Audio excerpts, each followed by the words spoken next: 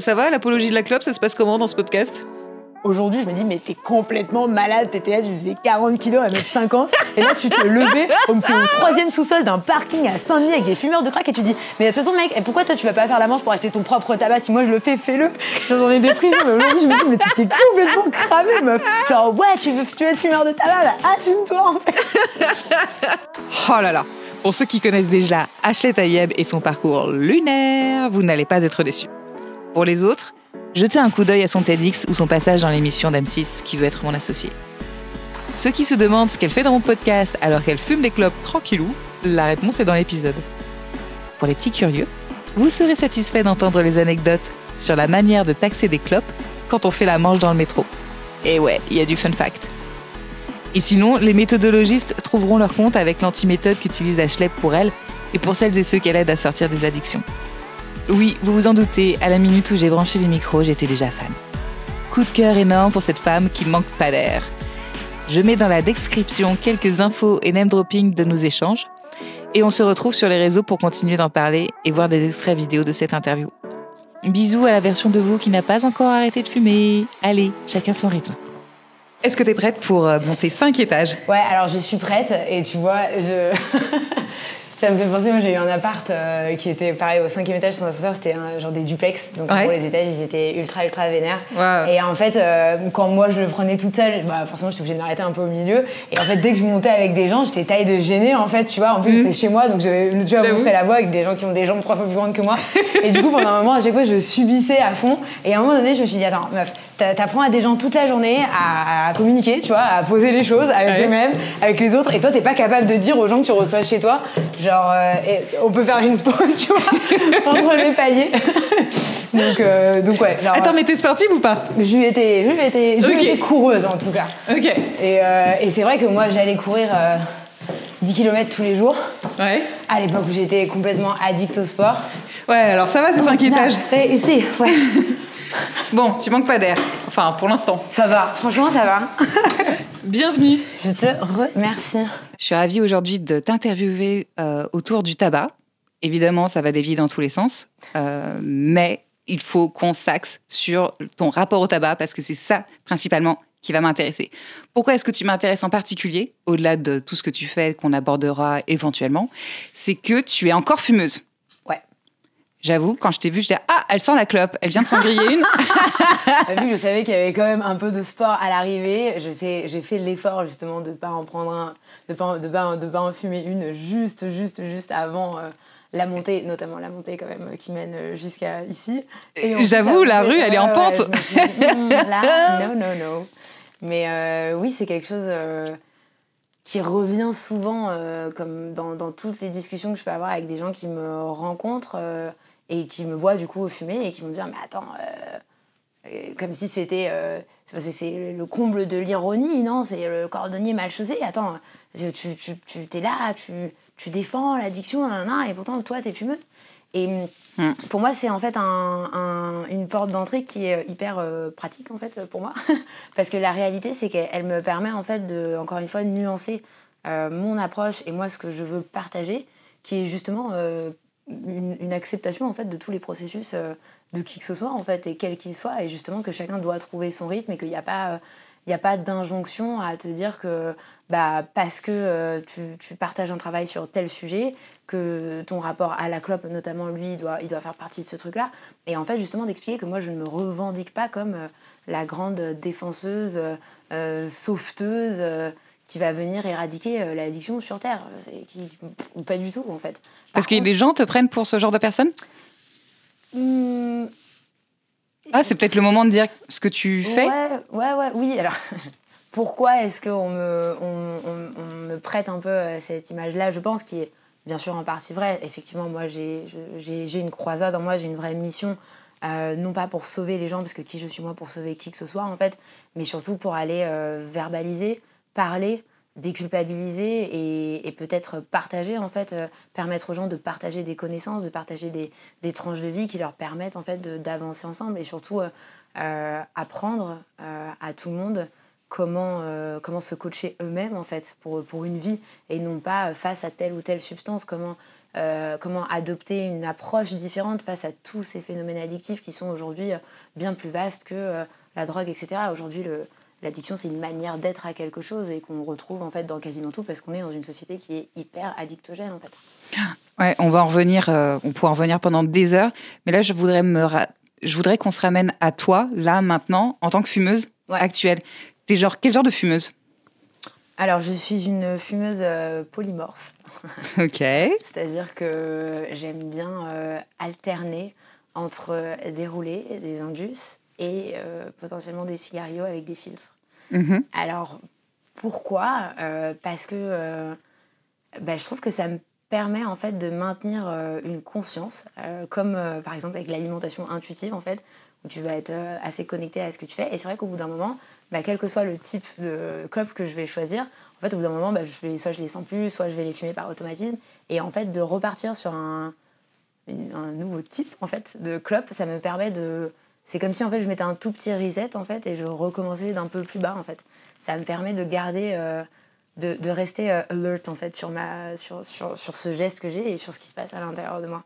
Parce que parfois, j'ai pas les mêmes envies au même moment. C'est-à-dire que il va y avoir certains moments, bien sûr, où ça va être une histoire de temps, où je vais être pressée, etc. Donc là, bien sûr, c'est pratique d'en avoir des toutes prêtes. Mais il va y avoir des fois où je vais avoir envie de prendre ce temps-là, justement, de rouler, d'avoir ce côté un peu plus... rustique, on va dire. Et il va y avoir des moments en fait où là pour le coup j'ai pas envie d'une clope, on va dire à la va-vite, mais par contre je vais être en train de boire un super bon café et là je vais avoir envie de fumer un cigario tranquille pendant 1 heure quoi. Et du coup j'ai voilà. Et du coup t'as toujours été ce genre de fumeuse? Non, ça s'est fait sur le tard, ça s'est fait depuis on va dire la prise de conscience et toutes ces espèces d'expérimentation et de techniques que j'ai mis en place en fait par rapport à tous mes autres penchants addictifs, etc.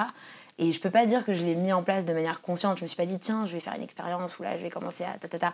Mais en fait ça s'est fait naturellement parce que de manière générale en fait dans ma vie j'essaye de faire un effort en fait conscient pour être le maximum présente à moi-même, mais surtout en fait pas que sur les moments de pleine conscience de méditation, pas que dans les relations à l'autre, mais vraiment que ce soit de faire la vaisselle ou du moment où mon pied il se colle un chewing-gum par terre ou du moment où je suis en train de faire mon lit et que ça me saoule parce que le drap il est trop petit. J'essaie vraiment d'être en auto-observation en fait, de moi-même pour essayer d'apprendre à me connaître en fait, tout simplement. Et vu que plus tu creuses et plus il y en a, après au fur et à mesure il y a des choses qui se mettent en place. Donc là ça s'est fait de manière assez naturelle. Tu voudrais dire que la cigarette, pour toi, c'est un point de détail, enfin pas un point de détail, mais quelque chose parmi 1000 autres choses concernant ton rapport aux addictions, ton rapport au kiff? Parce que ce que j'entends aussi derrière, c'est qu'il y a beaucoup de plaisir. Tu te prends tes shoots de dopamine et de sérotonine quand tu choisis ta cigarette ou ton type de cigarette, etc.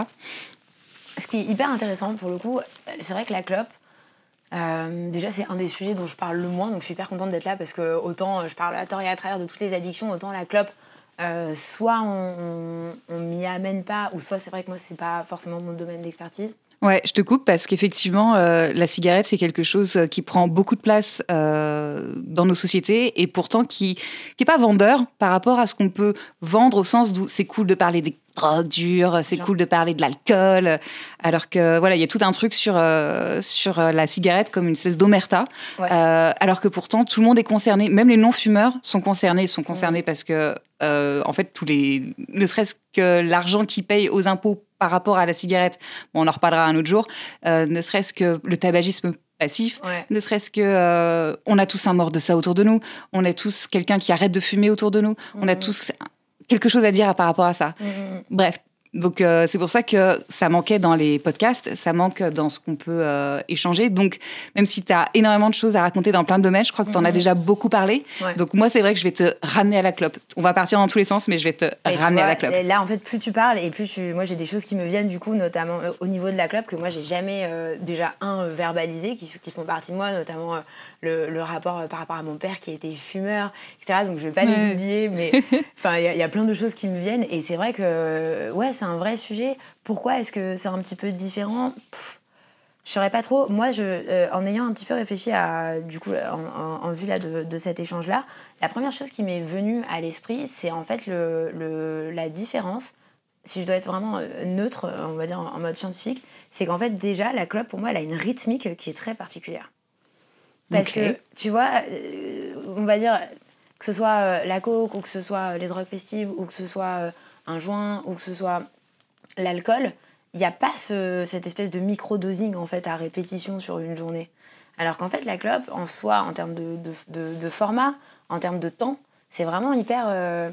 c'est hyper petit. La visualisation que j'en ai, c'est comme si tu avais des petits points, en fait, comme si tu avais un chapelet dans ta journée, avec une perle à chaque fois par clope. C'est vachement moins engageant, en fait. Non, putain, c'est clair, je l'avais jamais eu comme ça, c'est moins engageant. Moi qui aime pas l'engagement, mais tellement, c'est pour ça que j'ai fumé pendant 20 ans. De bois, t'as pas besoin de prendre un plateau, une table, de faire des traces, d'appeler un dealer, t'en as 24/24 partout. Et tu mets pas. Au contraire, ça t'empêche de manger. Enfin, en vrai, si tu vois, si t'essayes de le voir un peu hors cadre, genre, c'est le truc le plus. C'est pratique, c'est like c'est toute petite bites, tu vois. Genre, tu sais, c'est comme quand ils font les Kit Kat, mais version. Bite size, tu vois ce que je veux dire? Mais là, c'est ça, en fait. C'est genre le truc toxique, mais genre en micro bite size, tu vois. Genre, et puis t'as pas la gueule de bois, tu mets pas 6 heures ou 6 mois à t'en remettre. Grave. Donc je pense que tout ça, ça joue à fond. Après, il y a le côté culturel, où je sais que moi, c'est quelque chose qui est hyper omniprésent chez moi, sans même parler des films, parce que j'ai jamais été trop dans les films, mais moi, j'ai vraiment cultivé cette espèce de mélancolie quand j'étais jeune, ado, où mon rêve, c'était d'être une espèce d'auteur dans un vieux, d'ailleurs un vieux studio à Pigalle, sous les portes, avec mais ouais, bien sûr. Écrire, à boire café, à fumer clope sur mais clope. C'est la panoplie, évidemment. Et ça fait partie pour moi de cet idéal-là. Ça reste un geste qui me permet, moi, d'avoir l'impression, en fait, d'être dans ces idéaux-là que j'ai fantasmés quand j'étais jeune. Et pourquoi, pour l'instant, je sais que je suis pas encore prête ou que c'est pas le moment, en fait, parce que je suis tellement déjà sur un travail pour aller, moi, me réapproprier ma féminité, tu vois, mon capital de séduction, mon aisance sociale, hors travail, etc., qu'en fait, pour l'instant, je sais que tant que moi, j'aurais pas vraiment dumpé cette partie-là, ça sert à rien d'aller en plus m'enlever une autre béquille. Et par rapport à tout le reste, on va dire que je vais pas non plus tout faire à la fois, quoi. Donc c'est ok par rapport à ça. Par contre, je sais que ça sera un sujet qui viendra à un moment donné. C'est comme si on se voit de loin, on se sait. Ce moment-là, il va arriver. Mais plus moi, je continue à travailler sur moi, là, plus je manque. Et plus je sais que le moment où je vais décider de tacler ce truc-là, qui est mon rapport à la clope, je serai juste bien plus armée, en fait. Et je vais y aller parce que j'ai décidé d'y aller. Pas parce que... après, bien sûr, il y a des obligations. J'ai déjà arrêté du jour au lendemain quand je suis tombée enceinte. Ah oui, c'est vrai. Tu me parleras quand même de tes arrêts parce que tu as arrêté une fois à ce moment-là. Est-ce que tu as arrêté d'autres fois? Ouais, j'avais... Alors, c'était moins comme aujourd'hui, on va dire.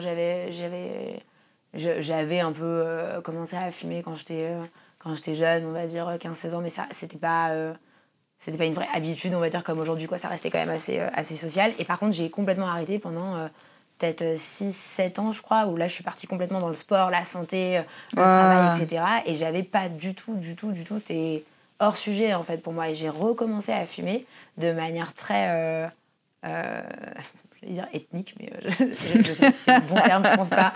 Mais en fait, j'étais au Brésil, je vivais là-bas dans une communauté de hippies, des vrais hippies, des autochtones de là-bas. Et en fait, là-bas, ils fument ce qui s'appelle la pacaya. Donc, c'est un truc que tu achètes.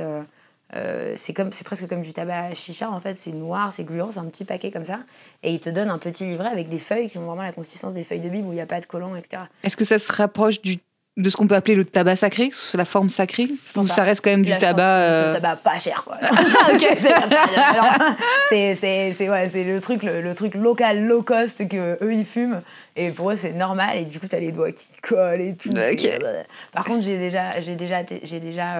un ami qui lui achète des feuilles de tabac, donc c'est hyper pareil, c'est hyper novateur de voir encore une autre forme du tabac. Et ça fait des grandes feuilles un peu comme ça, toutes beiges, toutes sèches. Et du coup, après, lui, il les coupe. Et c'est vrai que, pareil, alors si on reboucle sur l'histoire du côté user-friendly, oui, moi, j'ai adoré l'idée de fumer des vraies feuilles de tabac. Mais alors, par contre, dans l'organisation, c'est comme si tu te dis que tu vas faire pousser ton propre café, quoi. Tu vois, c'est un peu compliqué, quoi, tu vois. Donc, ça m'a un peu refroidi, mais je sais que ça existe. Et ouais. Et donc, du coup, quand t'as arrêté pendant 6-7 ans, c'était un non-sujet, t'y pensais pas? Ouais. Ouais. Est-ce que tu pouvais fumer une clope de temps en temps, éventuellement? Bah, en fait, c'est là que c'est vraiment ça me traversait même pas l'esprit, en fait. Mais c'était même pas... Et moi, de toute façon, dans tous les processus que je peux avoir avec tous ces comportements-là, c'est vraiment ça que je recherche, en fait. C'est-à-dire que pour moi, d'arrêter de fumer, par exemple, des clopes, si en fait c'est un combat tous les jours, ça peut être une étape, bien sûr, et je me positionne pas sur le processus de chacun, mais moi, en tout cas, je sais que ça ne marche pas, en fait. Et je dois, en fait, chercher, quitte à ce qu'il y ait what mille expérimentations entre tout ça, je dois chercher le moment où c'est vraiment de l'ordre de l'évidence, en fait. Où, en fait, je regarde le truc et je suis là, genre... Ouais, non, flemme. Genre, ça y est, genre, c'est cute, en fait, genre...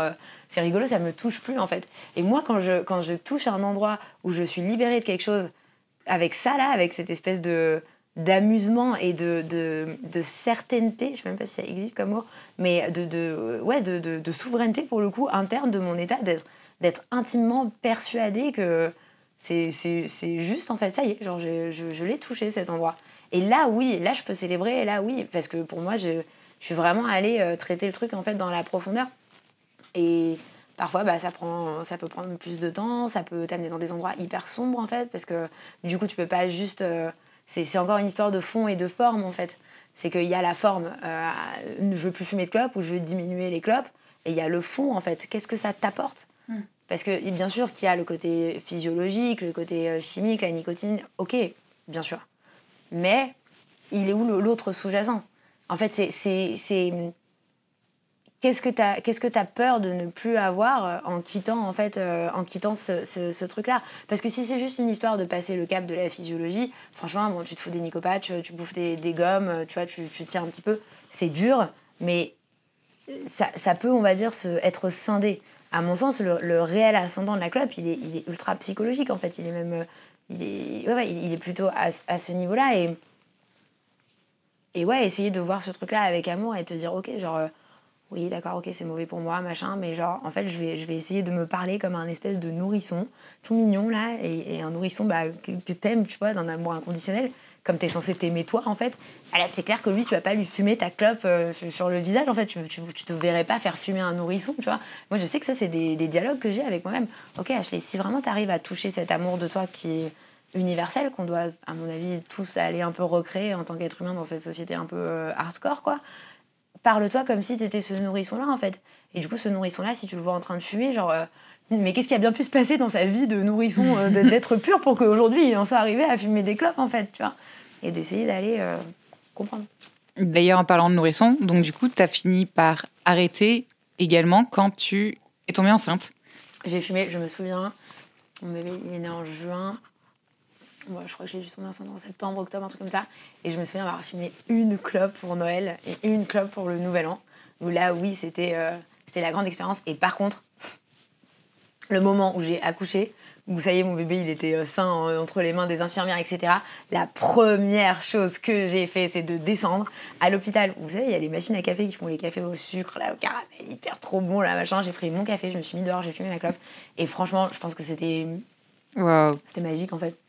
C'était tellement un bon moment et ouais, après je me suis remis à fumer comme en 40 fois 1000. Je me suis dit ok, t'as réussi, ton bébé il a pas connu ça, maintenant il y a là, quoi.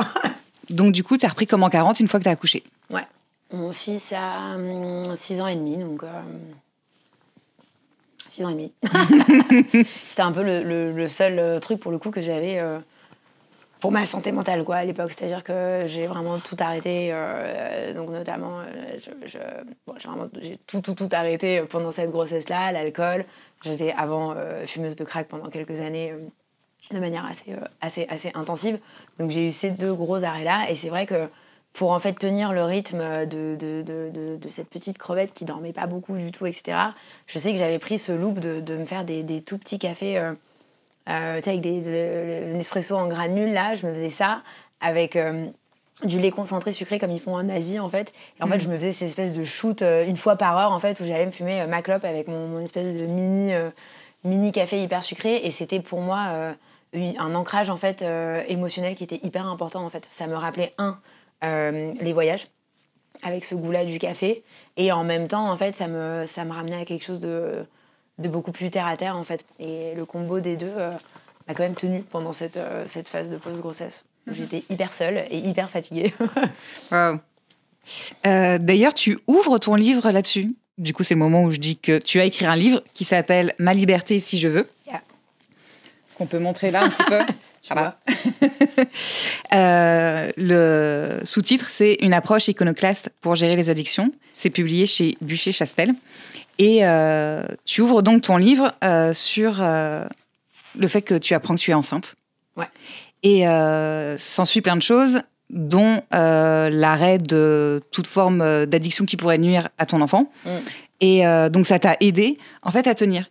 Et ce que je trouve intéressant, c'est que, pour te ramener au tabac, effectivement, l'arrêt du tabac ou forme d'addiction, si on ne l'arrête pas pour soi, ça ne tient pas dans le temps. Et j'en parle dans mon bouquin, et je connais beaucoup de fumeuses qui ont arrêté de fumer quand elles sont tombées enceintes. Ouais. Et alors, certaines ne refument plus, mais certaines ont refumé des années après. Et certaines, c'est la première chose qu'elles font une fois qu'elles se sont réappropriées leur corps. Ouais. Et je pense qu'il y a quelque chose d'intéressant là-dedans. Moi, je crois profondément à la puissance créatrice, en fait, de notre propre pensée et surtout de nos propres projections, qu'elles soient conscientes ou inconscientes. Et tu vois, pour moi, là, parmi les 3 typologies de fumeuses de grossesse que tu viens de nommer, sans en faire une généralité, mais tu vois, je vois très bien qu'il y a la personne qui se dit « Ok, j'arrête parce que je veux pas faire de mal au bébé ». Mais par contre, en gros, dès que j'accouche, je reprends. Et du coup, en fait, c'est une prophétie qui va s'auto-réaliser, en fait. Il y a celle qui se dit, je dois arrêter pour mon enfant, je vais le faire. Mais tu sais quoi, je vais en profiter pour faire ce truc que j'arrive pas à mettre en place. Et je pense qu'en fait, ça vient toujours, en fait, de la manière dont toi, tu te racontes l'histoire, en fait, dans la manière dont toi, tu vois les choses. Et ça, c'est quelque chose qui peut être hyper puissant et sur lequel on peut mettre de la conscience dans un premier temps, en fait. Si tu commences à avoir ce truc-là à l'intérieur de toi, où tu te dis, ok, là, je commence à subir, ou souvent, c'est aussi quand même par rapport aux gens qu'on a avec nous. Je sais pas, moi, si tu sors avec quelqu'un qui fume pas, ça peut vite être compliqué. Non, compliqué, c'est un grand mot, mais ça, c'est non, en vrai, grave. Franchement, je pouvais ne ouais. pas sortir avec un mec parce qu'il fumait pas. Donc, il était contre le tabac. En fait, la clope ou lui, clairement la clope. Alors là... On est bien d'accord. Je pense que moi, ça a été une de mes premières questions sur des époques où j'étais sur Tinder. C'est au bout d'un moment, c'est genre, attends, 2 secondes. Et du coup, genre, t'es fumeur? Parce que je sais, en fait, si je dois me préparer, surtout en hiver, à quoi mettre ma tête dehors, alors que... Mais j'avoue... On sort du lit, genre, c'est mort, en fait, tu vois. Non, et moi, je me suis régalée de fumer dans le lit, dans machin, qui ont fait partie des choses aussi que j'avais envie de vivre et que maintenant j'ai vécu. Alors aujourd'hui, j'aime tellement en fait mon environnement que ça ne viendrait plus à l'idée en fait de poser un cendrier dans mon lit, quoi. Mais j'y suis passée et je regrette pas en fait d'y être passée, quoi. Ça, c'est mon manuscrit. Je voudrais que tu l'ouvres au hasard. J'adore. Et tu lis ce sur quoi tes yeux tombent. Alors en fait là du coup c'est pas moi l'encart qui m'a alpagué, du coup c'est un témoignage de quelqu'un, si j'ai bien compris. Donc j'ai pas eu la chance de lire ta prose. Mais ça fait écho en fait à ce qu'on disait tout à l'heure. Tu veux nous lire le passage? Ouais. Donc c'est un message d'une nana qui s'appelle Camille. Coucou Astrid, je te fais un petit mémo vocal. Je ne sais pas si ça sert ton schmilblick, mais j'avais envie de partager une pensée. Ce matin, en promenant mon chien, j'ai réalisé que chaque fois que j'avais arrêté de fumer, et j'ai arrêté plusieurs fois, comme je t'ai dit, puisque j'ai repris plusieurs fois aussi, à chaque fois que j'ai arrêté de fumer, ça a déclenché un certain nombre de rééquilibrages dans ma vie. Parce que justement, cette béquille, quelque part, n'était plus disponible.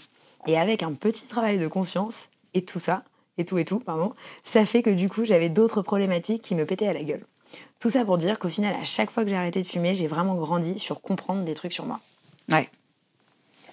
On est quand même vraiment proche des premières déblatérations qu'on a pu avoir là au tout début, en fait. C'est que, franchement, ces allers-retours-là, en fait, en toi et avec ta consommation, ils peuvent que en fait t'enrichir sur qui t'es, en fait, si tu décides de les voir comme ça, en fait, avec une certaine conscience. Là, moi, ce que je trouve hyper intéressant, c'est qu'il y a cette notion de rééquilibrage. Alors, rééquilibrage, oui, c'est quand t'arrives.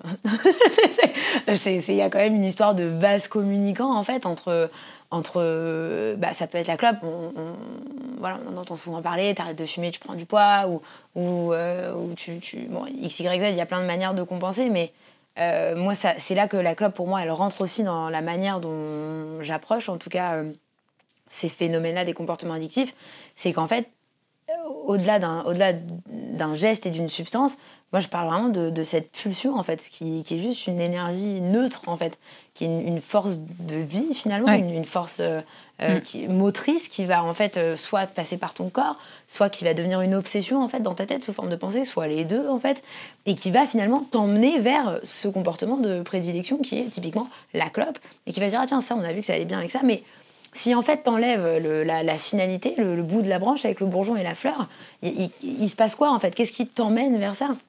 Et ce truc-là, moi je suis intimement persuadée qu'on l'a tous en nous, que ça peut aller se manifester sur plein de choses en fait, parce que ça peut être autant une force de vie que ça peut être quelque chose pour se combler, ça peut être autant quelque chose qui va nous élever que quelque chose qui va nous éteindre. Il y a une forme d'autorégulation en fait dans les comportements addictifs, on est obligé de le reconnaître, que ce soit la nourriture, que ce soit le sport, que ce soit la dépendance affective, sans forcément dire qu'on vient tout le temps remplir un manque, etc. Je pense que c'est vrai, mais c'est un peu réducteur. Mais en fait, il y a un rééquilibrage interne qu'on essaye de faire tant bien que mal en fait avec les moyens qu'on a en notre possession. Et c'est pour ça que moi j'ai beaucoup de... déjà vis-à-vis de moi-même et vis-à-vis de toutes les personnes qui peuvent venir me voir, etc. sur ces sujets-là, c'est qu'en fait, t'as fait ce que t'as pu avec ce que t'avais, en fait. Et ouais, si t'es passé par X, Y, Z situation, que ton mec il t'a tapé dessus, que t'as perdu ton taf, ou juste en fait que tout va bien dans ta vie et que tu te sens mal parce que t'oses pas te plaindre que tu vas mal parce que tout va bien dans ta vie, tu vois, des fois il n'y a pas besoin d'avoir des grands drames, etc.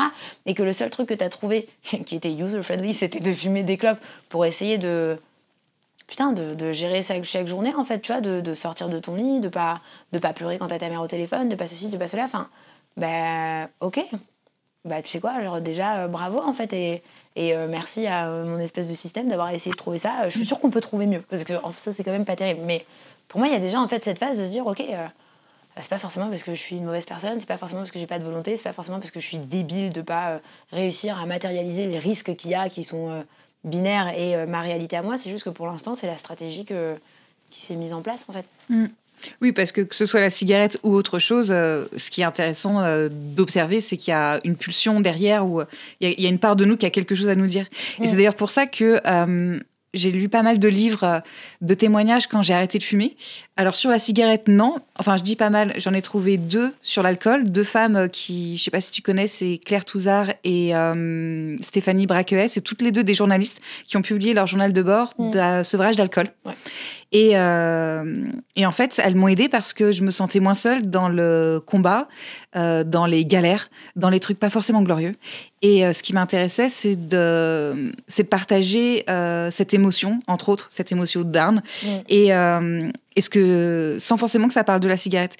Et c'est aussi pour ça que j'ai adoré dévorer ton livre. Vraiment, je l'ai dévoré. Genre, je me suis forcée à me dire, bon, allez, on se le fait en 2 fois parce que aussi l'ambiance d'un livre fait que plus je vais mettre de jours à le lire, plus il va me rester en moi. Alors si je me le fais en un shoot, je suis droguée au livre. Same here. Complètement. Du coup, il s'imprégnera moins. Mais donc je l'ai lu en 2 fois et ce que j'ai adoré, c'est que tu évoques la cigarette 1 ou 2 fois max. Enfin, il y a 1 page et demie complètement sur ça, et sinon c'est à peine évoqué. Et pour autant, je m'y retrouve dans mon rapport à la cigarette, dans mes compulsions, dans la manière dont j'ai adoré fumer, dans la manière dont j'ai galéré à arrêter de fumer, et mon rapport à la liberté en tant qu'ancienne fumeuse. Dans ton livre, c'est la même sensation. Je me sens moins seule pendant mon sevrage en lisant ton livre, parce que t'évoques plein de choses. Alors pour information, chers auditeurs, si j'ai bien compris le bouquin, pour moi, il est créé en 2 parties. La première partie, c'est que tu parles en ton nom, tu parles de toi, comment tu vis les choses, dans ton rapport aux addictions, comment t'en es arrivé là, tu racontes ta vie. ta vie juste incroyable.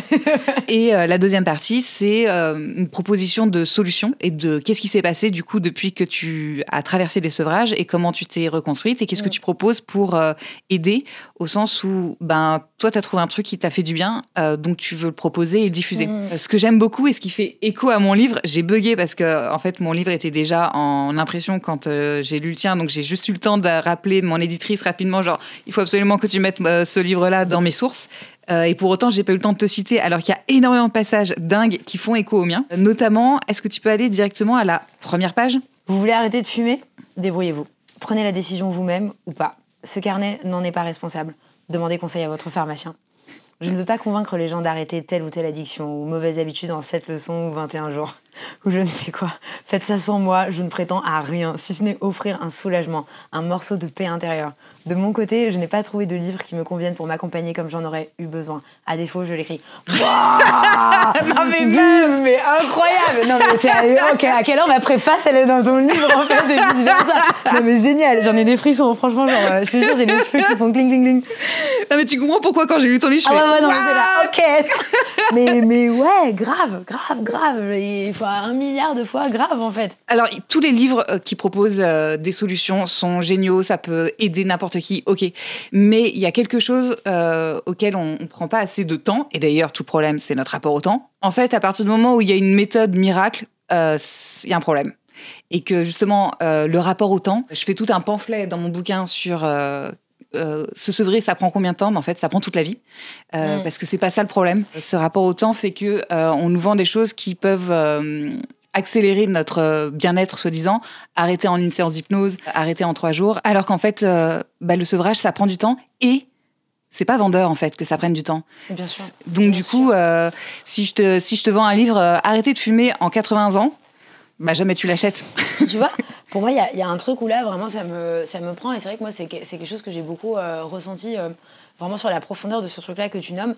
C'est qu'en fait, moi, je trouve qu'il y a quelque chose de vraiment dépossédant, en fait, dans cette manière, en fait, qu'on a aujourd'hui, où d'un coup, ok, oui, on se prend des pratiques addictives, que ce soit avec la nourriture, avec la clope, déjà de base, sans même parler de drogue, où en fait, on cherche à nous éloigner de nous-mêmes, au final, parce que ça reste quand même des trucs qui nous empêchent d'aller nous toucher notre nature profonde, notre amour de la vie, tu vois, on a besoin de rien, on va sentir les fleurs, enfin, je sais pas, tu sais, genre, c'est simple, en fait, et là, on nous met dans cette espèce de course à la visibilité, à tout ça, bon bref, mais en fait d'un côté, donc on va te mettre en fait en face de toi des choses qui vont t'éloigner de toi, en fait, de ton essence d'être, et après, encore une fois, pour que tu puisses potentiellement, éventuellement aller retoucher cette essence et ne plus avoir ce truc-là qui est extérieur à toi, on te propose un dogme en fait, on te propose encore une fois une méthode qui est externe à toi pour aller défaire le truc que le truc externe à toi a fait en fait dans ton intérieur, et en fait, c'est bien sûr que si tu dis oh t'as tout en toi, à ce moment-là tu vends quoi,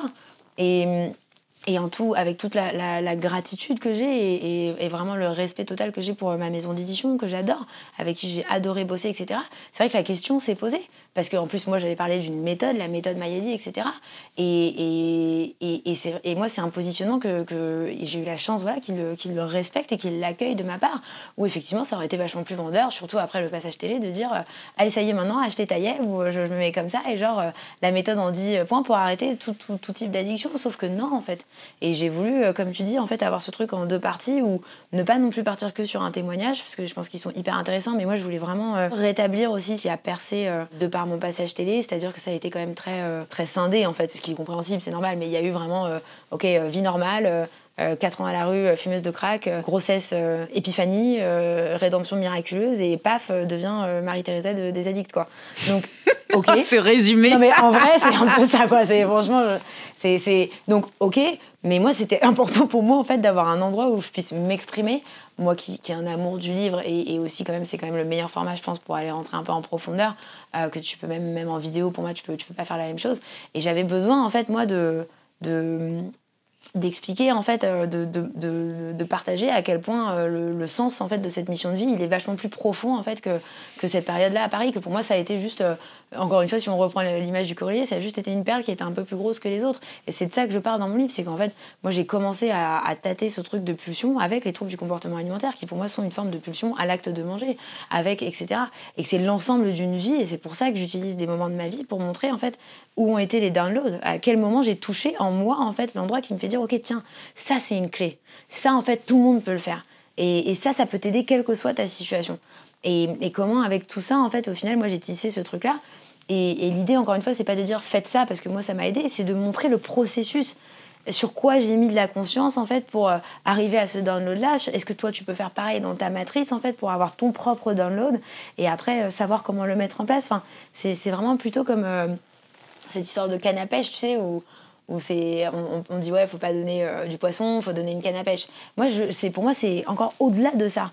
Je souhaite, j'ai le souhait le plus profond d'autonomiser chaque personne à être à même, quel que soit son environnement, de construire sa propre canne à pêche. Qu'elle soit en fait dans le désert, qu'elle soit en Amazonie. C'est pour moi, elle est là la vraie liberté en fait. Tu vois, donc on est très très loin des méthodes et c'est pour ça que je suis hyper touchée par ce que tu écris parce que ouais en fait. Ouais, s'autonomiser, poser de la conscience. Et j'aime beaucoup aussi la manière dont tu parles de l'intime dans le livre. Et c'est vrai que pour moi, rien ne remplace plus le lien intime qu'être plongé dans un livre. Et ce qui pouvait être un parallèle par rapport à... Alors moi, je parle de la cigarette. Peut-être que d'autres formes de drogue et d'addiction peuvent enclencher ça. Mais j'avais un rapport à la cigarette très, très, très intime. Ouais. Très, très intérieur, très personnel, très... Bon, je peux en parler pendant des heures. J'ai été une passionnée. Hein. C'est ma plus belle histoire d'amour. Et d'ailleurs, c'est pour ça que je continue d'une certaine manière en parlant. Franchement, il n'y a pas de... C'est en mode conscious breakup. Il n'y a pas mieux, quoi. Parce que t'es en train de faire la catharsis de ton truc en mode genre, je t'aime quand même. Oh, Théma, je te célèbre. T'as ton propre podcast que tu as lancé. En vrai, genre, tu peux pas faire plus juste, en fait. Tu vois, comme rupture là-dessus, quoi. Je trouve ça hyper cool. Pour moi, c'est un support beaucoup plus utile intimement pour prendre conscience, pour se sevrer, pour aussi traverser les cravings. Alors oui, le podcast, ça aide, parce que c'est souvent quelque chose qu'on écoute seul. Oui, consulter quelqu'un, ça aide, parce que ça fait du bien de verbaliser. Mais le livre, il vient connecter à certaines choses que les autres méthodes ne peuvent pas connecter, et on se réapproprie vraiment les choses. C'est pour ça que j'ai écrit mon livre aussi, et c'est pour ça que je trouve que ton livre est essentiel pour qui veut arrêter n'importe quelle forme d'addiction. En fait, on y trouve son compte parce qu'on se sent moins seul. Tu joues le jeu de la vulnérabilité, et pour moi, tout est là.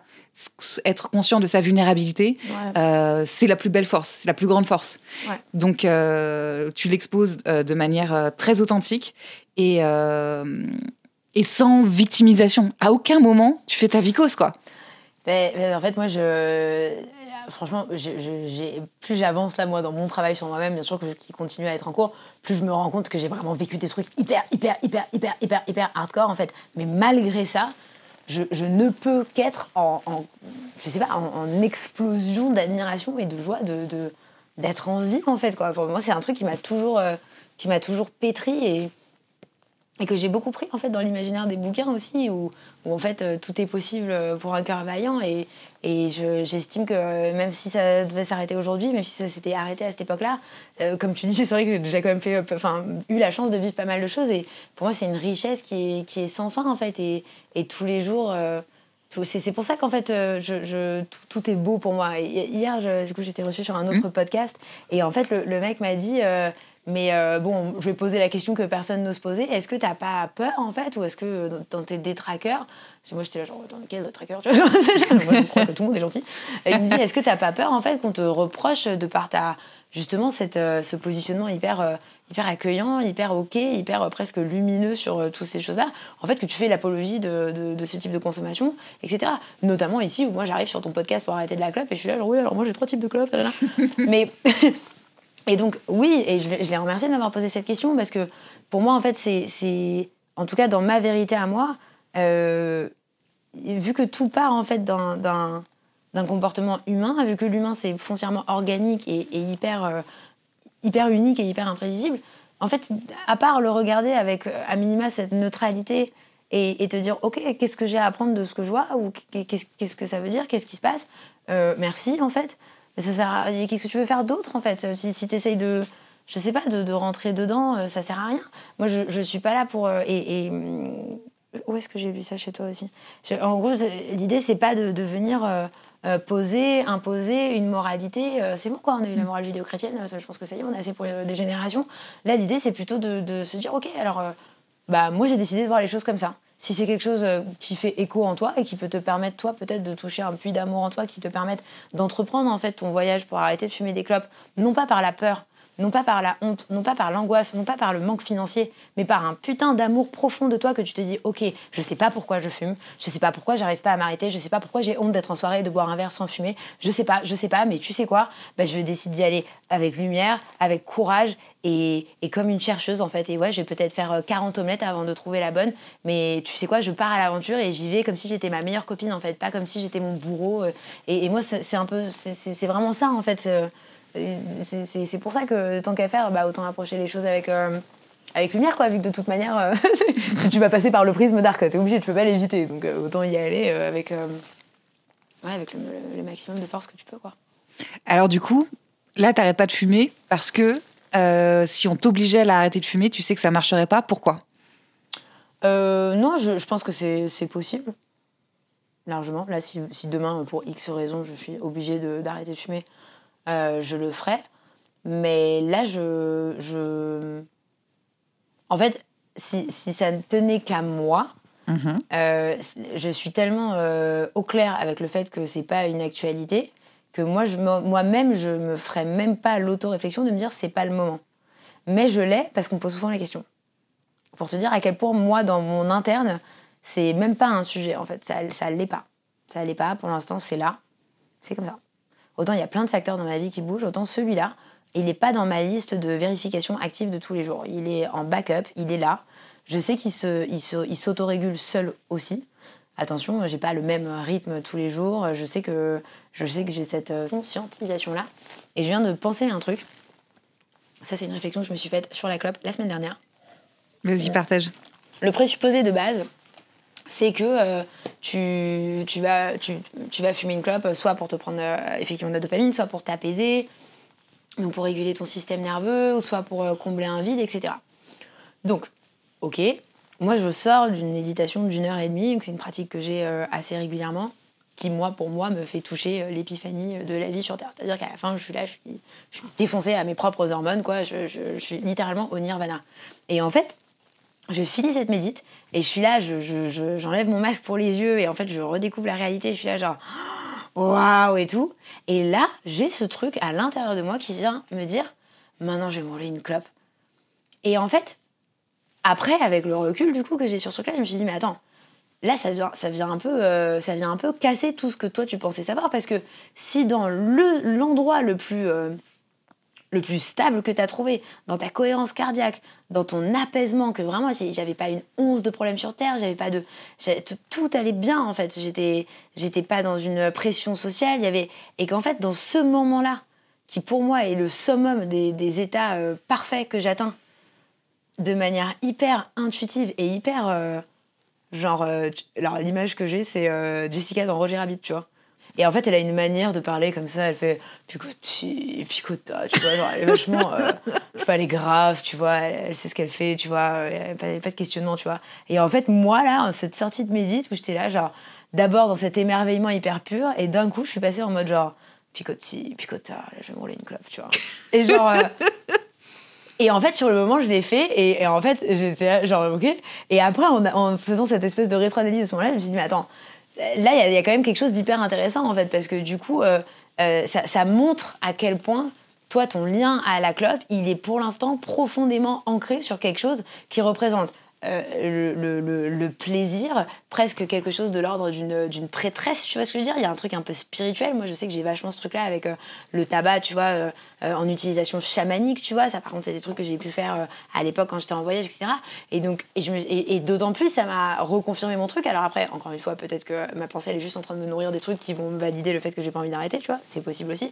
Mais en tout cas, je me suis dit, attends, tant que tu n'auras pas arrêté de prendre le plaisir d'incarner Jessica Rabbit après une méditation, le moment où tu es le plus cool pour aller vite à rouler, mais même pas en rêve, dans ton 5% de pensée consciente de ta journée, tu te dis, tiens, allez, je vais arrêter ça, quoi. T'y es pas encore. T'y es pas, meuf. Et c'est là le game, moi, que je joue avec moi-même, surtout, et qui fait que que malgré le fait que je passe dans des endroits dark, évidemment, je viens pas poser en podcast, quoi.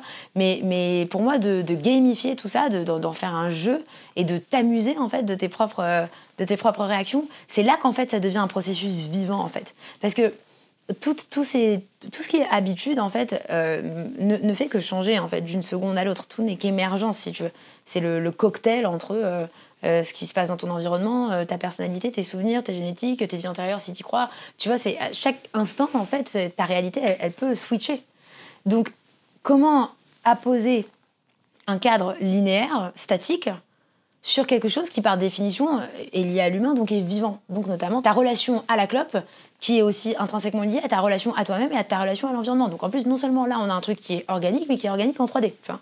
Donc, en fait, toi, tu veux trouver, donc notamment, et je reviens sur ce truc qui est vraiment très, très cool sur ton avant-propos, on veut poser une méthode finie, donc avec un nombre arrêté d'étapes, et linéaire, sur un phénomène qui est plurifactoriel, émotionnel, physiologique, métaphysique et qui est en mouvement constant en fait. Moi déjà là je vois que les pièces du puzzle elles rentrent pas, tu vois. Alors je te coupe tout de suite parce que j'ai corné un passage de ton livre justement qui dit « C'était une boucle sans fin et malheureusement aucune recette miracle ne fonctionnait sur moi. Alors je me suis questionnée et si justement il ne fallait pas de recette miracle ? Si la voie juste consistait à ne pas chercher à me faire rentrer au chausse-pied dans un cadre qui rudoie, qui me blesse, qui ne m'aide pas à m'aimer moi-même. C'était là une petite graine qui allait germer en moi. » Tada. Ça a fait plein de fleurs, ça a fait des arbres, des fruits, des colonisés d'autres pays et tout. C'est vrai, la graine, elle a bien germé. Mais oui, ça vient de là, ouais. Faut déconstruire le concept de la recette miracle, quoi, qui pourtant est très vendeur et qui... Je sais pas toi, si, je sais toi, parce que dans ton bouquin, tu parles de tout ce que tu as essayé. Et moi aussi. Et en fait, on est aussi friands de ça parce qu'on est curieux, c'est ludique, c'est intéressant, c'est enrichissant. Donc, on a envie d'essayer. Mais ce qu'on nous vend est finalement décevant parce qu'on n'est pas allé voir le vrai besoin et on essaye de rentrer dans du prêt-à-porter alors qu'il faudrait du sur-mesure. Je suis complètement d'accord. Et il y a une phrase qui est hyper bateau, mais qui pour moi, en fait, dans tout ça, prend vraiment beaucoup son sens. C'est cette histoire de se dire, c'est pas l'arrivée qui est importante, c'est le chemin. Et en fait, pour revenir un peu sur moi, en tout cas, cette sensation que j'ai, qu'on essaie vraiment de nous éloigner ou de nous déposséder, en fait, de l'intelligence, mais incroyable, en fait, qu'on a en tant qu'être vivant. Enfin, je sais pas, la mécanique corporelle humaine, c'est un truc de malade, en fait. Chaque minute, t'avales plus de 200 litres d'air, un truc comme ça. Enfin, chaque seconde, tu as 25 millions de cellules qui meurent, t'en as d'autres qui se recréent. À chaque fois que t'apprends une nouvelle chose, tu crées 26 000 collections neuronales dans ta tête. Enfin, et à un moment donné, moi, je suis persuadée qu'on a, en fait, on a cette intelligence. On est cette intelligence, en fait. C'est comme ça qu'on est en vie, c'est comme ça qu'il y a le vivant. Enfin, et donc, dans cette espèce de surrationalisation, en fait, et de cadrage et d'étiquetage, en fait, de tous ces phénomènes-là, comme si, voilà, tout n'était que application. En fait, on s'éloigne en fait, de ce qui n'est pas application, en fait, de ce qui est de l'ordre de l'impalpable, de ce qui est aussi de l'ordre de l'innommable. Je pense qu'il y a un peu ça aussi quand tu lis un livre, tu vas avoir la lecture des mots, mais en fait, pourquoi, en partie, le livre, il t'apporte cette richesse, c'est qu'en fait, dans ta phrase avec tes mots, après, ça fait un éventail que ton imaginaire va venir tisser, en fait, qui, au final, va faire que toi, avec une phrase qui fait cette taille-là sur un bouquin, à l'intérieur de toi, t'as un monde, en fait. Tu vois, t'as un univers. Et on a cette capacité-là en nous, à mon sens, pour tout. On peut se guérir de plein de choses, j'en suis persuadée. Et plus on nous vend, en fait, que ce soit les compléments alimentaires à gogo, que ce soit ces méthodes-là, que ce soit les injonctions sur le corps, sur l'alimentation, sur les régimes, on est pétri d'injonctions contradictoires. On est pétri aussi de hope hooker, je sais pas comment dire en français, de crochet à espoir, tu vois, ou le moment où toi tu te dis je veux cette solution rapide, parce que bien sûr vu qu'on souffre on veut que ça s'arrête maintenant, et donc là on te met le truc qui va durer tu vois une durée finie en fait dans le temps, père en 21 jours, père ceci, et donc le combo des deux, il fait qu'on a de moins en moins ce réflexe de se dire ok, je vais juste déjà être, en fait, je vais juste déjà voir qu'est-ce qu'il y a, qu'est-ce qui se passe en fait. Et sans même y mettre trop de conscience de pourquoi ma relation, mes parents, les ceci. Oui, ça, tu l'as en plus, tu vois. On réfléchit tellement, genre, les dents, tu les as. Mais genre, si là, déjà, au lieu de me dire je veux arrêter, je veux pas arrêter, je fume trop, je sais, c'est là, je m'arrête et je me dis ok, tu laisses passer tes premières couches d'oignons, là. Et là, déjà, si tu attends 5 minutes, tu vas voir qu'il y a d'autres informations qui vont venir. Et si tu attends 10 minutes, sans même te dire que tu fais une méditation, juste tu poses ton cul sur un canapé et tu laisses passer les premières couches de ton mental là, qui s'excite dans tous les sens parce qu'il veut t'emmener sur des missions, parce que ça lui donne de l'adrénaline, mais en même temps il se prépare à l'échec parce qu'on adore ça l'échec et que ça nous remet dans une boucle d'autoflagellation, etc. Je lui dis ok, tout ça on a essayé, bon, genre vas-y viens mais propose-moi autre chose en fait. Et il faut cet espace de se dire en fait j'ai la solution, en fait je suis la solution parce que en fait il n'y a pas de problème, je ne suis pas défaillant, je ne dois pas me réparer, je dois juste en fait observer la phénoménologie qui prend place en moi et l'épouser différemment, la diriger. Parce que de toute façon, c'est toi qui es aux commandes, en fait. Admettons, t'es là, t'es dans une dynamique où tu veux réduire. Bah, du coup, ça serait con que sur tes 10 clubs que tu fumais avant, là, tu vas en fumer que 3, que la troisième, en fait, tu la fumes avant de prendre ton train et que tu dois jeter la moitié, tu vois, genre, tant qu'à faire, vas-y, sois présente à ta clope, en fait, quoi. Donc déjà, d'essayer to make it a party, en fait, genre d'en faire une teuf en fait, tu vois. Au lieu de te dire ouais genre celle-là c'est une de moins que celle-là, te dire ok celle-là c'est la clope quoi. Genre.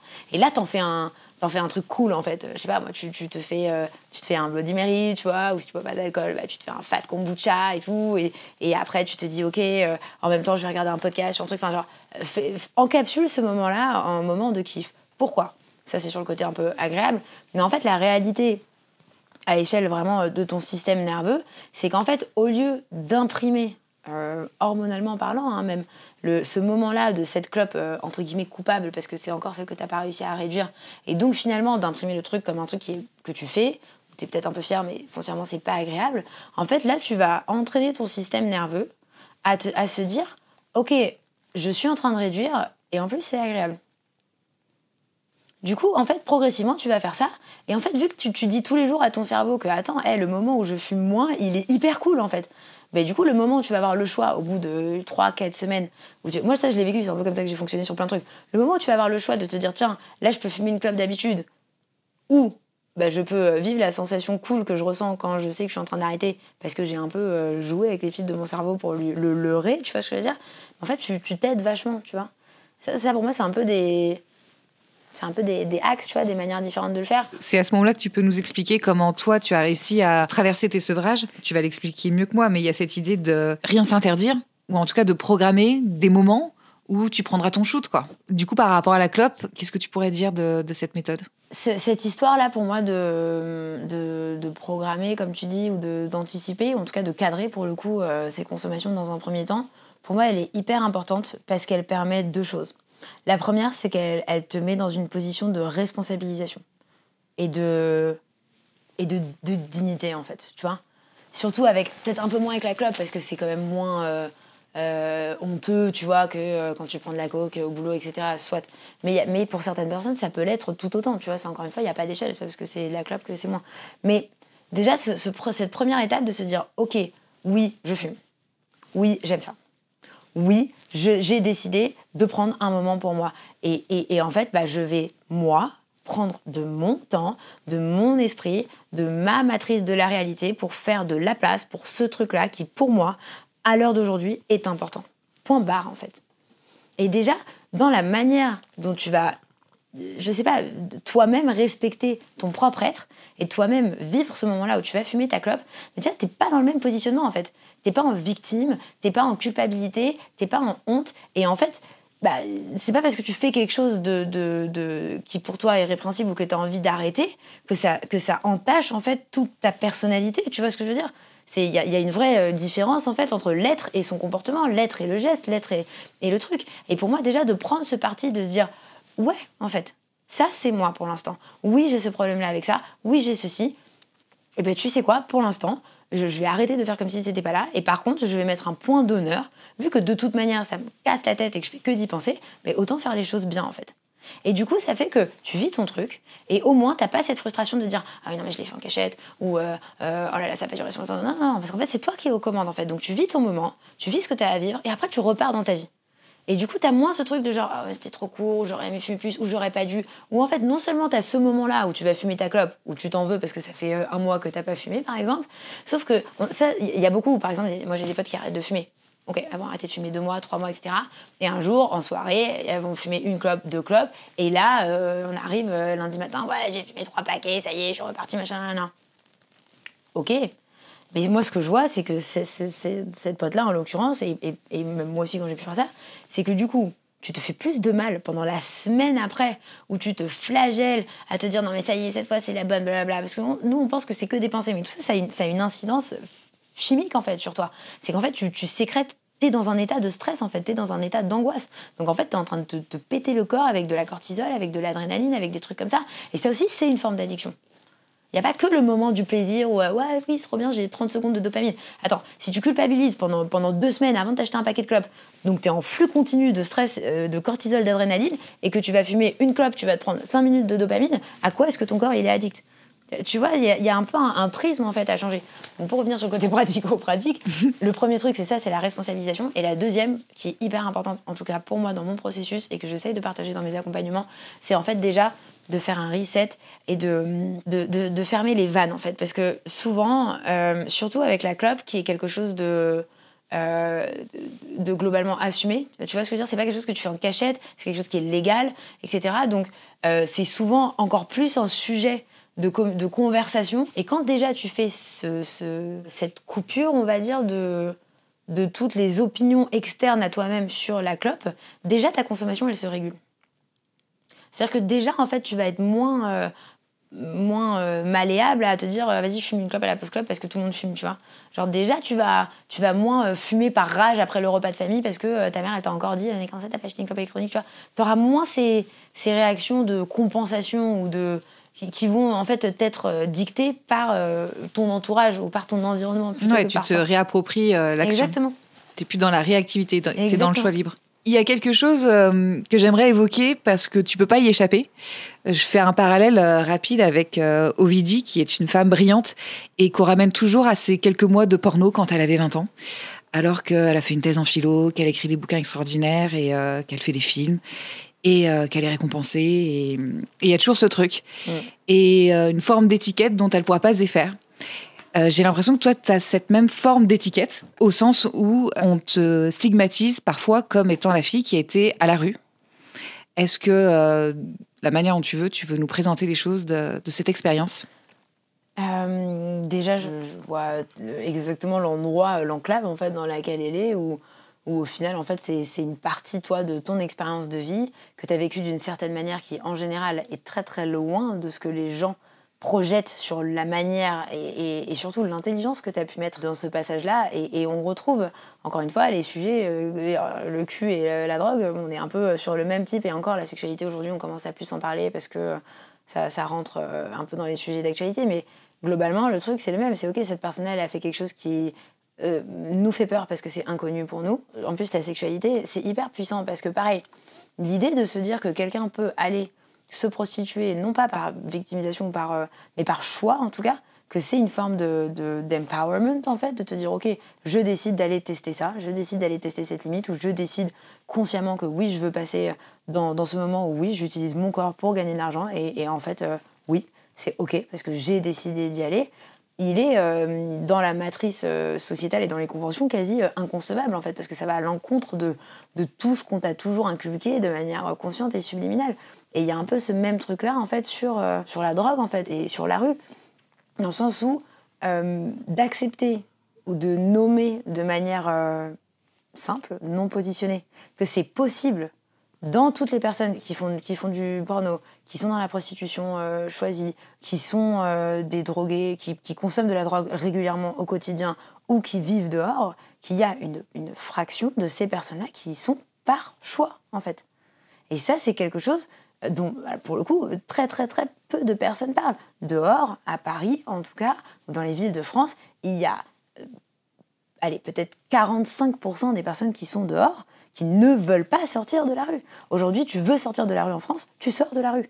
Je dis pas que c'est simple, moi ça m'a pris 1 an et demi. Il y a énormément de choses, il y a énormément d'aide. Après, c'est pas forcément un jugement là-dessus, parce que pourquoi est-ce que tu restes dehors ? Parce que tu ne veux pas non plus rentrer dans la vie normale, rentrer dans la société. On sait aujourd'hui l'impact que ça a sur le stress, que c'est pas forcément facile d'avoir une vie normale, donc ok, les deux sont compréhensibles. Mais par contre, moi, toutes les personnes que j'ai rencontrées dehors, elles me disent mais en fait, moi je suis trop bien dehors, quoi. je fais ce que je veux, je gagne 3 clopinettes, mon seul souci la journée, c'est de me dire comment est-ce que je vais me défoncer et comment est-ce que je vais trouver à manger. Genre, pour rien au monde, je repartirais bosser de 9h à 17h, n'importe où, et payer un appart. Et en fait, c'est leur choix, en fait. Ils revendiquent leur liberté. C'est fou parce que tu en parles hyper bien dans ton livre. Tu as vécu dans plein de pays différents, tu t'es enrichi de ça, que ce soit en Australie, en Asie, en Amérique du Sud, en Israël. Je dis au passage que dans ton livre, tu racontes que tu as eu ton bac, que tu as passé en candidate libre. Waouh! Que tu l'as eu avec mention. Tu as fait un TEDx. Ouais. Enfin, mais meuf, mais t'as fait un TEDx, quoi. Et mais juste, t'as eu aussi cette expérience de dingue d'avoir vécu dans la rue. Ouais. Je veux pas spoil, mais tout est hyper bien expliqué dans le livre, hyper bien raconté dans le livre de comment est-ce qu'on se retrouve comme ça dans la rue. Ouais. Ce qui m'intéresse, parce que je veux toujours te ramener à la clope, c'est quel a été ton... là pour le faire, ouais. Très bien. Je compte sur toi. Quel est ton rapport à la clope quand tu étais dans la rue et quel est le rapport à la clope justement des gens qui vivent dans la rue? Je trouve ça hyper intéressant, la manière dont ils taxent, la manière dont c'est perçu, la manière... Toi qui es des deux côtés, parce qu'on t'a taxé une clope quand tu n'étais pas dans la rue et vice-versa.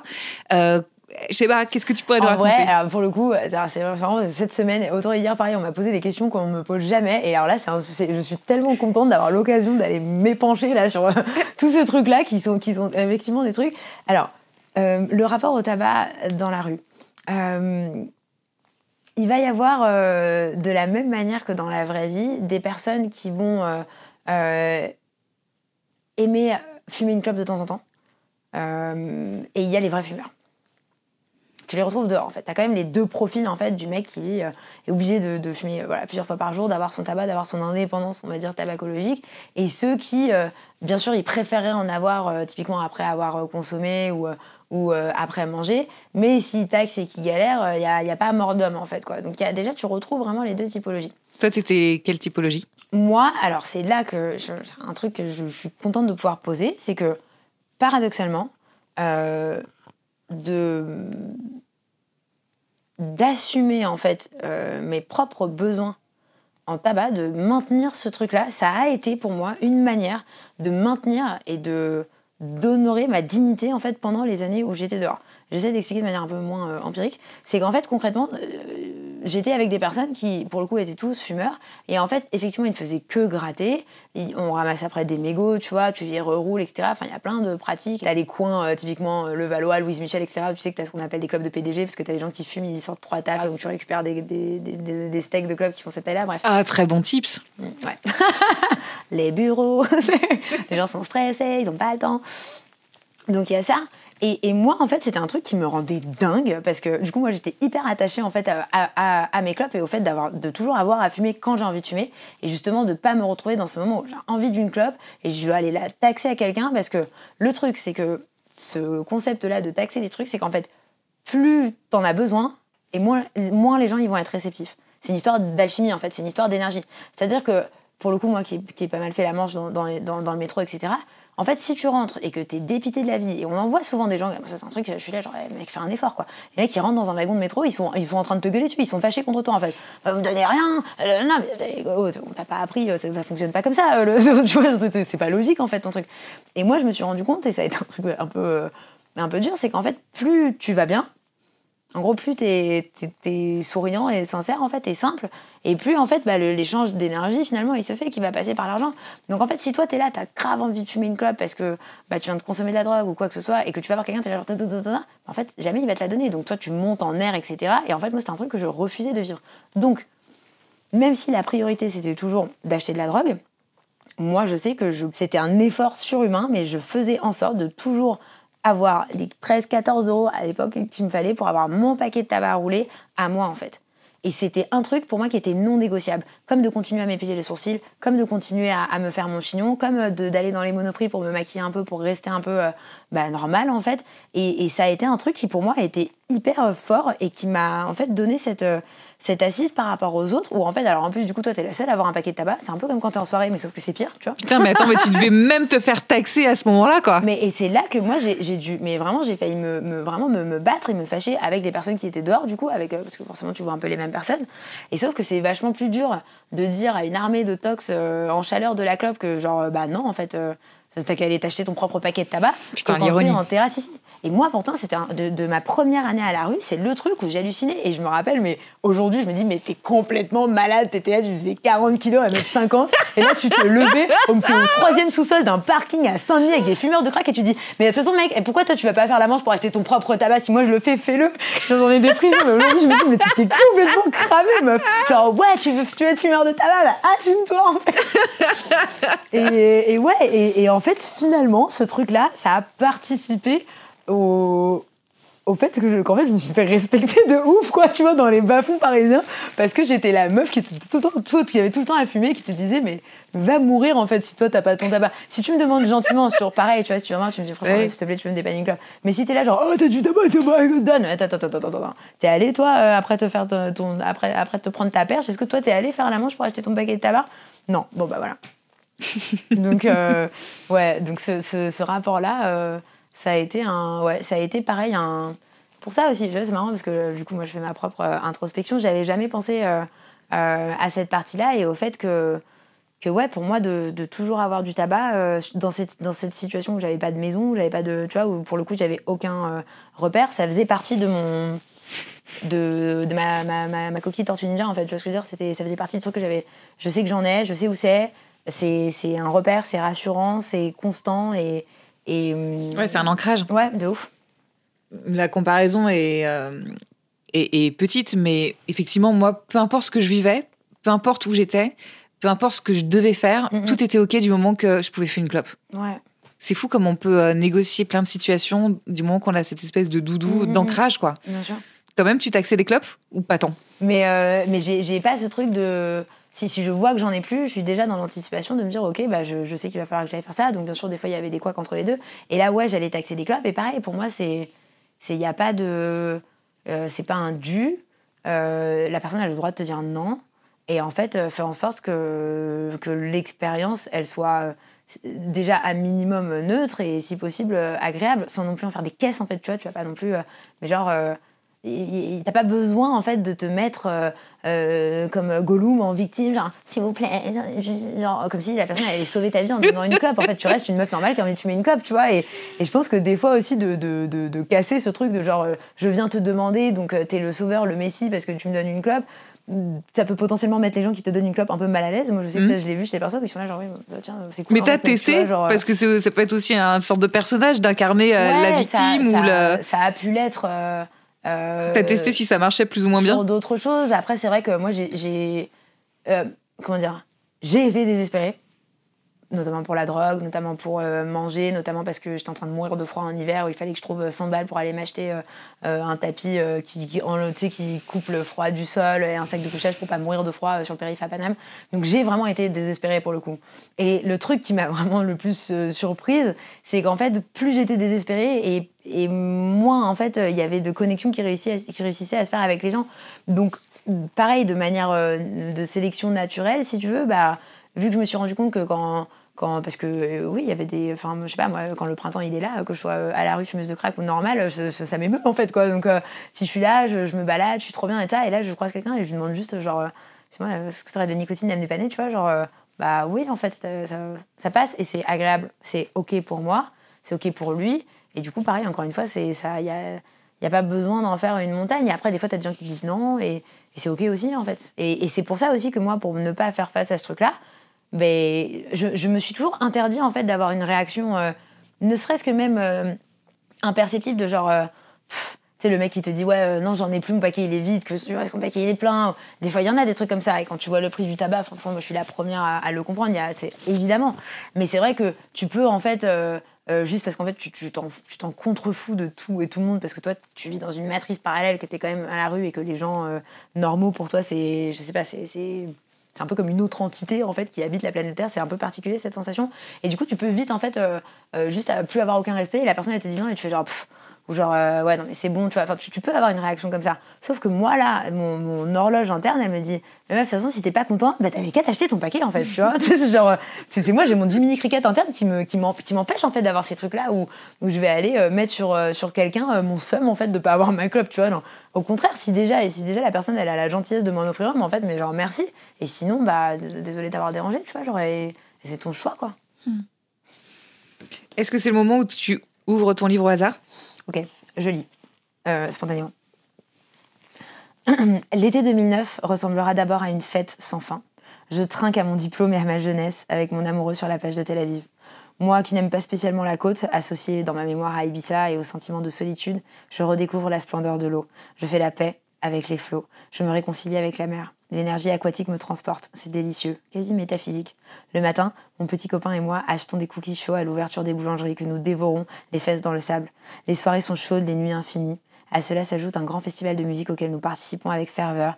Là, tout me semble beau, fluide. Le malheur n'a jamais existé.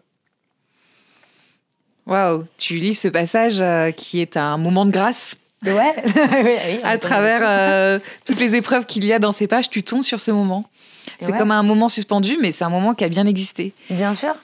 Et je sais que, ça me fait, là, vu qu'on est dans ce sujet-là, je sais que du coup, cet amoureux de l'époque, lui, il fumait beaucoup de joints. Et que moi, j'avais repris, du coup, juste pour le joindre, en fait, un peu dans ces moments-là, j'avais repris un peu à fumer des clopes, mais c'était vraiment juste pour être avec lui, quoi. J'avais pas de... J'y étais pas. Et c'est vrai qu'aussi, tu vois, là, ça parle de festival, ça parle de tous ces moments festifs, où c'est clair qu'aujourd'hui, pour moi, ça fait partie des moments où là, d'autant plus, il n'y a pas de limite. Tu vois, après, je vais pas rentrer dans cette frénésie où je vais fumer clope sur clope, parce que ça, pour moi, c'est, en tout cas chez moi, c'est vraiment des comportements qui vont être induits par la coke, tu vois, notamment le mélange coke-alcool, où là, alors, c'est nos limites, tu vas fumer clope sur clope, limite, elle n'est même pas éteinte, t'en rallumes une autre, etc. Vu que moi, c'est plus des états de défonce qui m'intéressent, en fait.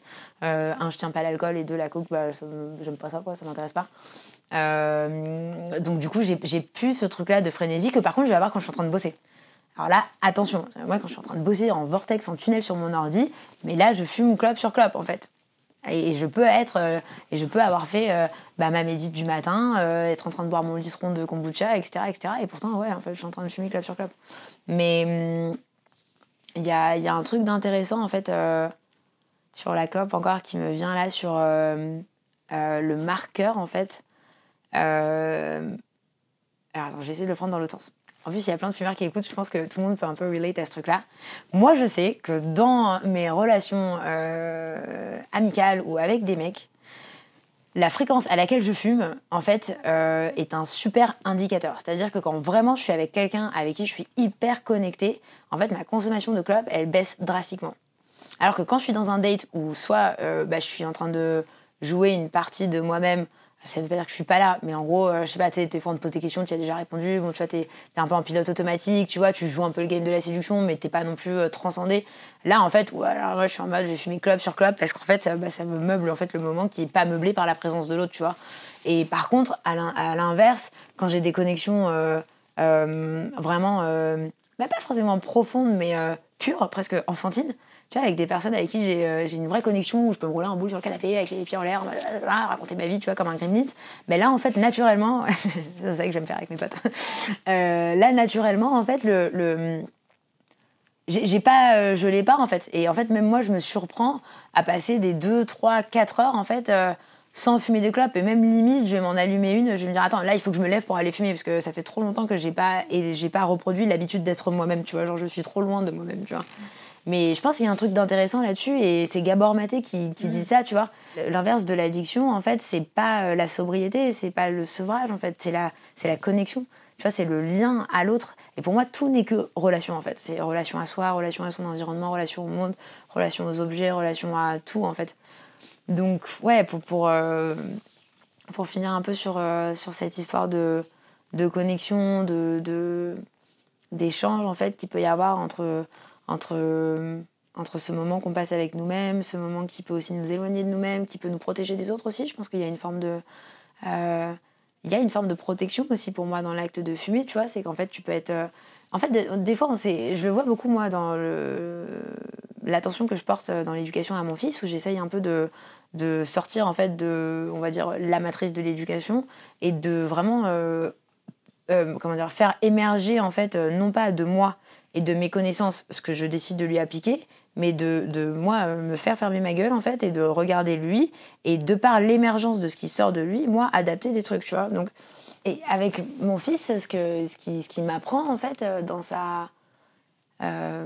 dans sa sincérité, c'est qu'en fait, quand son système nerveux est survolté, en fait, il le montre, en fait. Il le dit, il s'arrête, tu le vois sur son expression, en fait, tu le vois sur son visage, il y a un truc qui va pas. Il sait pas forcément plus que nous, quoi, ce qui se passe, mais ça va se voir sur son visage, dans son énergie. Et en fait, si tu vas lui poser la question, il y a un besoin, en fait, à ce moment T, pour qu'il se sente en sécurité, qui n'est pas nourri, en fait. Et la clope, à mon sens, je pense qu'il y a certains moments où, en fait, nous, on est là dans notre vie d'adulte, où on est tous hyper blindés, tout est OK, tu vois, on est tous trop forts, trop speed, trop machin.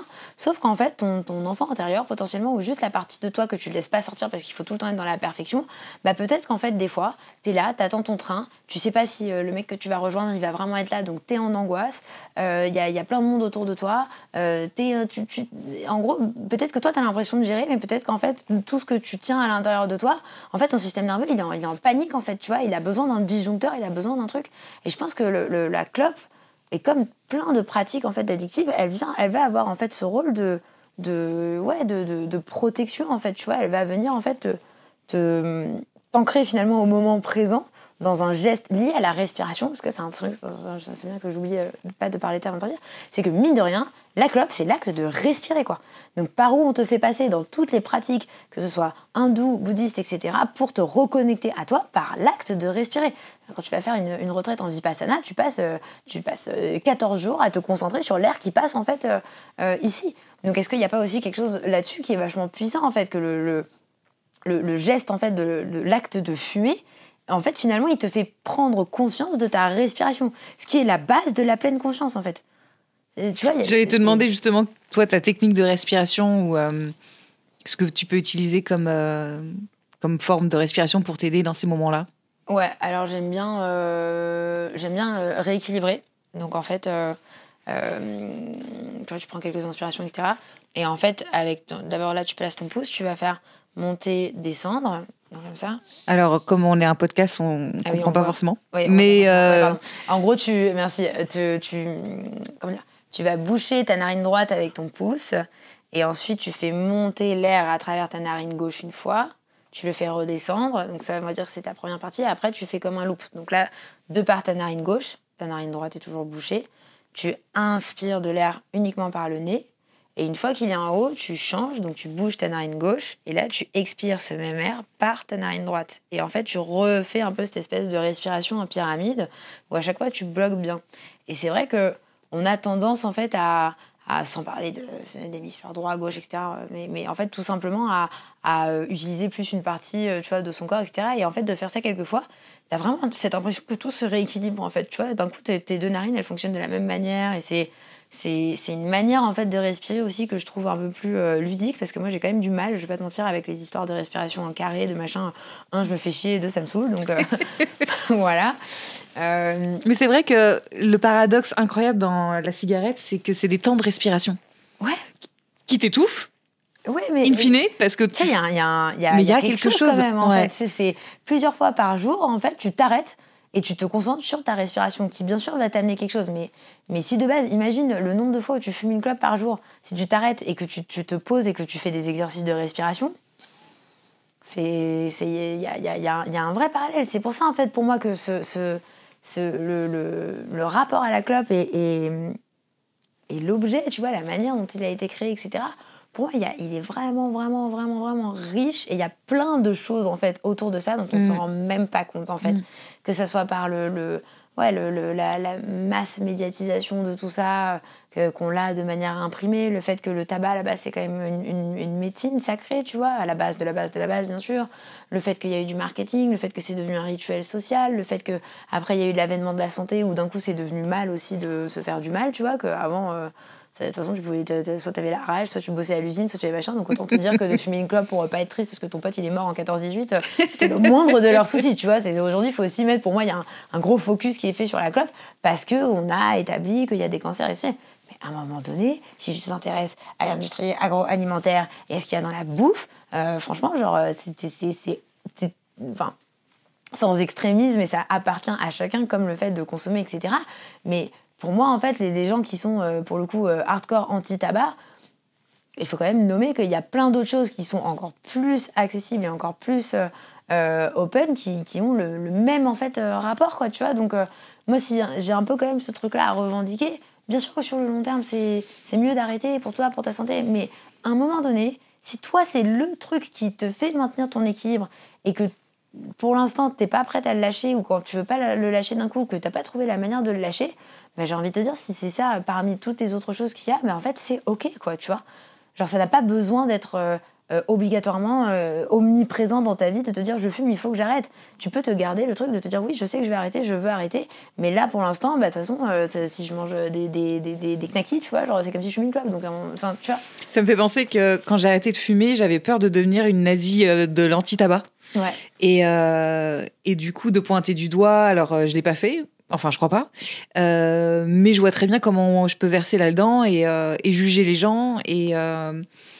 Et Dieu soit loué, il y avait plein de gens qui avaient d'autres formes de défauts et qui me rappelaient que, ok, moi là j'ai peut-être arrêté de fumer, mais j'ai plein d'autres dissonances cognitives qui sont pas alignées. Donc le fait de voir des gens qui étaient pas alignés, qui fument ou qui fument pas, en tout cas chacun ses doses, ça me rappelait que on fait tous comme on peut et que c'est ça, on fait tous notre cheminement et d'où le fait que tu sois fumeuse et pour autant, tous les matins, tu te lèves avec cette forme de combat de rapport à l'addiction, que tu aides les gens là-dedans et que, oui, tu es bien consciente de tout ça et que c'est pas ça le problème, en fait. Pour moi, je trouve que c'est le...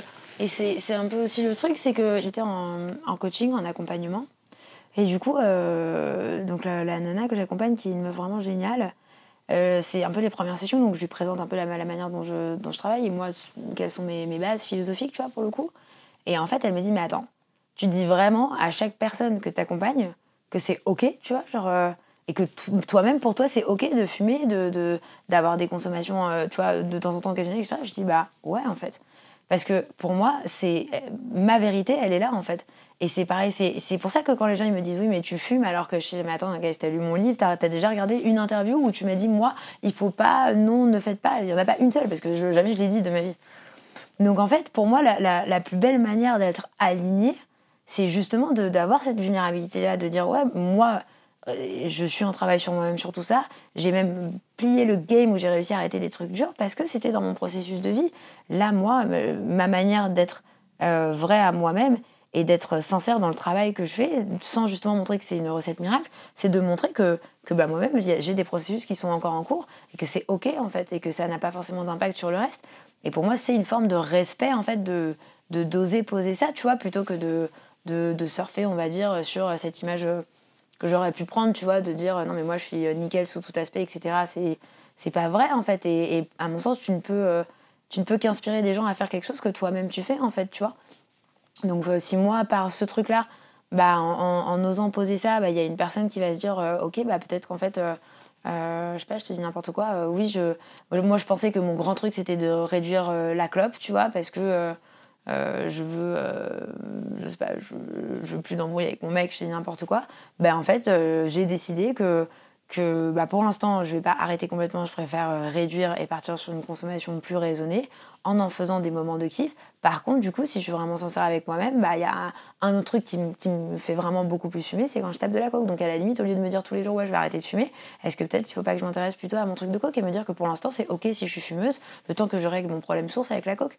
Tu vois, c'est parce que peut-être un jour elle se sera dit ah tiens j'ai vu une meuf, attends elle a arrêté le crack, le truc, le machin, le bidule et pourtant elle fume, elle est là genre ouais je fume, y a quoi. Tu vois, peut-être en fait, tu vois, et moi c'est ça que j'ai à proposer, donc voilà. C'est quand même fou. On peut se sevrer de plein de choses et il reste toujours cette putain de clope, quoi. Ouais, c'est un petit peu le dernier rempart qui peut aussi être un putain de soutien quand on veut pas retoucher à autre chose, quoi. Dire bon, moi je fume une clope, quoi. Tu l'as écrit en combien de temps ton livre ? Alors c'est un peu particulier parce que c'était pendant l'année de Mayadi en fait. Donc c'est allé hyper vite. C'est vrai que j'ai pas eu, moi qui ai toujours pour le coup eu comme objectif final et absolu d'écrire en fait un ou des livres, de par ma passion machin. Là j'ai pas pu rentrer vraiment dans ce processus d'introspection, tu vois, on va dire hyper deep avec du temps. Ça s'est fait de manière assez timée, c'est-à-dire qu'il y a eu le passage à l'émission, la diffusion. Ensuite j'ai été approchée par mon éditeur. Moi j'étais en plein développement de Mayadi en fait. Donc la création des programmes, la création de la boîte, la création du truc, etc. Donc j'ai travaillé avec une co-writer qui s'appelle Caroline Laurent, qui est une nana extraordinaire, qui m'a vraiment aidée à structurer en fait moi ma pensée, parce que c'est vraiment moi mon talon d'Achille, et aussi à parfois on va dire délirifier mes formulations, parce que moi j'ai tendance à faire des phrases de 1000 kilomètres, et je pense que j'aurais pris vraiment le temps, si je l'avais eu moi, de faire tout ce travail-là vraiment toute seule, parce que c'est quelque chose, un processus que je veux vivre. Mais là, vu on était hyper timé, et que l'idée c'était qu'en fait ce bouquin il soit disponible pour mon repassage l'année d'après sur qui va être mon associé, en gros c'est dans cette émission, un peu comme toutes ces émissions-là, un an après, en fait, t'as une espèce de rubrique en mode que sont-ils devenus, tu vois. Ça a vraiment été un livre de femmes, pour le coup, parce qu'il y a aussi mon associée Émilie Villaret, qui a été omniprésente à mes côtés, vraiment qui m'a hyper soutenue là-dedans, qui a carrément participé aussi surtout sur la fin, tu vois, à l'organisation en fait de tout mon flux d'idées, mon flux de trucs, parce que c'est vrai que moi j'ai vraiment ce truc où pour le coup j'ai tellement envie de partager, tu vois, je vais poser plein de gros trucs, et cet ordonnancement, si tu veux, des choses qui pour moi sont toutes énormes en fait, ça a été important pour moi d'avoir son soutien, d'avoir son critique, d'avoir son écoute, tu vois, d'avoir sa présence à mes côtés pour aller en fait faire toutes les versions, etc. Donc, À part ton livre, parce qu'il est vraiment d'une grande aide, est-ce qu'il y a des livres que tu recommandes par rapport au sevrage, par rapport à ce genre de soutien et de démarche? Alors, il y a un livre qui a été, je pense, mon tout premier livre de développement personnel, qui s'appelle « Tu vas tout déchirer » d'une américaine qui s'appelle Jen Sincero. Alors franchement, le truc, quand tu le reçois, il fait hyper peur. C'est vraiment le cliché. T'as le gant de boxe rose, tu vois, avec le ressort. Genre, j'étais là genre... on me l'a offert en plus. Et en fait, en vrai de vrai, la nana, elle est hyper décomplexée. Et en fait, elle est juste sur la table de sa cuisine en train de te dire « Ok, alors voilà comment ma vie, c'était déjà grave de la merde. Voilà comment, à chaque fois que j'ai voulu changer, c'était encore pire.